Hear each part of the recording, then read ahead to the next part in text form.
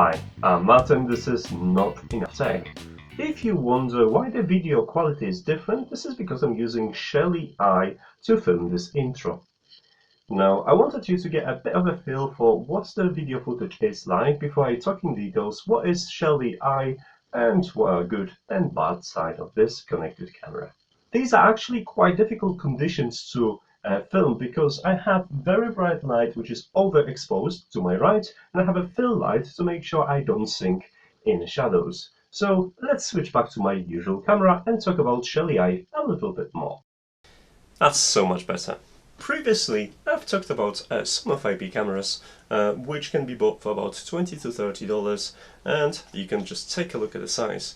Now, having a hands on the Shelly Eye, you can see a massive size difference in comparing to a Sonoff camera. It's not just size that is impressive, the visual design also is quite nice. It doesn't give that prison security vibe that you often get with the security cameras.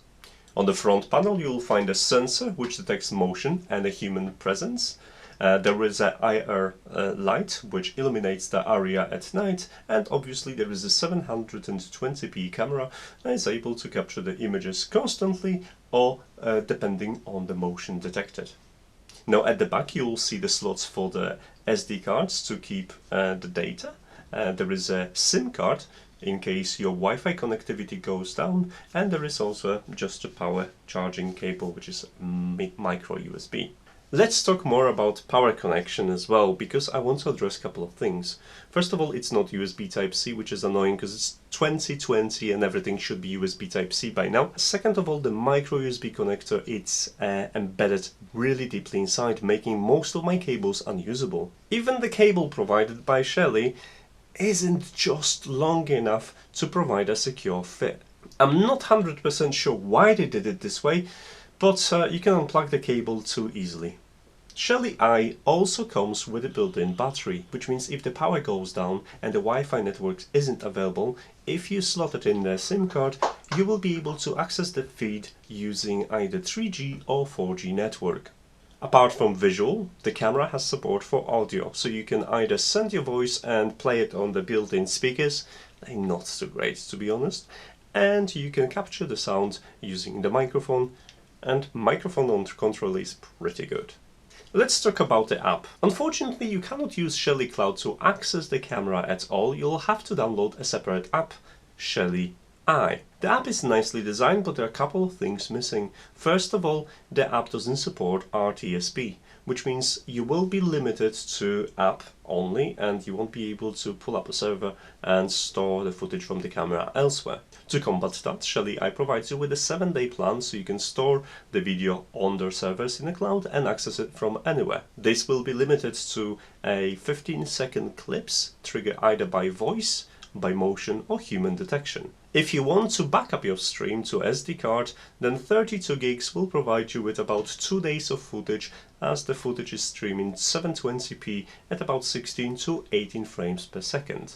The advantage of having a card inside of the camera is that you can access the timeline, a unique feature available when the card is actually inside, so you can scroll the video streams minute by minute. It's very cool. Additionally, on the timeline you also see different events, the footage that's been stored locally and the footage that has been activated by motion sensing. I have to say, after playing with Shelly, I've been spoiled software-wise. I was able to trigger events based on that, I was able to access MQTT and HTTP requests from Shelly 1. Now, unfortunately, this is not present with the Shelly Eye. There is no API that we can access or trigger anything else based on the notification. I hope this will change because from the hardware standpoint, this is a really cool looking camera. In conclusion, Shelly Eye has nicely designed hardware, it's compact, it's small, it's feature packed, and it comes with that unfortunate mini USB port, which should be really swapped for USB Type-C. I hope that the Shelly Eye will join the lineup of Shelly product that comes with amazing API and the ability to share that information coming from the camera to a custom server like other Shelly products do. Until then, it's gonna be probably mounted in my garage, where I'm gonna provide additional layer of security to make sure someone is looking at my bike. So, thanks Shelly for sending me Shelly Eye to take a look at. If you feel tempted, there is a link in the description of this video. As usual guys, I do not have a posting schedule. You know how YouTube works and how to get that notification sorted, but if you want to get notified when there is a new article on NotEnoughTECH, follow me on social media of your choice and you'll get an instant update when I've created something new. As for now, I'm gonna say thanks for watching and I'm going to see you in the next video. Take care, bye! On the camera itself you're gonna find a motion sensor with a humor detection. Yes, if you laugh, it alerts everyone. If you don't, with a humor detection. Okay, I had my laugh. Enough.